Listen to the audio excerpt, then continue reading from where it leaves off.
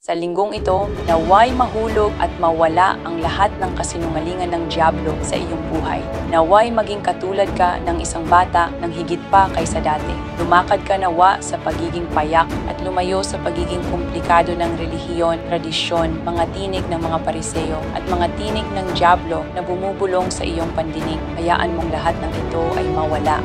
Sa linggong ito, naway muling mabuhay ang iyong pananampalataya ng higit kailanman sa pangalan ni Jesus. Naway maging dalisay at mapagpakumbaba ka sa bago at mas malalim na paraan. Naway maihanda ka sa espiritual sa landas ng pagiging tulad ng bata, pananampalataya at pananabik upang sa Arise and Shine Conference matanggap mo ang lahat ng inihanda ng Diyos para sa iyo.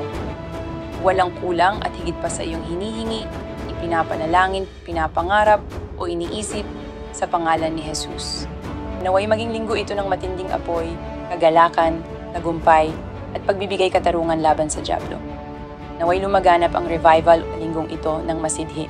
Naway magkaroon ng mga kamanghamanghang bagay kung saan daan-daang tao na hindi pa nakakaalam tungkol sa pagtitipong ito o nag-aalinlangang dumalo ay makadalo.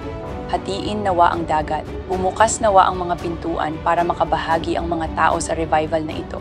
Pinapalaya ko ang apoy ng banal na espiritu upang bumaba sa bawat isa ngayon. Naway dumaloy ang kasaganaan ng kagalakan at kapayapaan sa iyong buhay. Naway dumami ang anointing para sa mga gawaing inihanda ng Diyos para sa iyo ngayong linggo, para sa pagpapalaganap ng kanyang magandang balita ng kalayaan, kagalingan, at masaganang buhay kay Kristo sa pamamagitan ng aklat na Unlock Your Deliverance.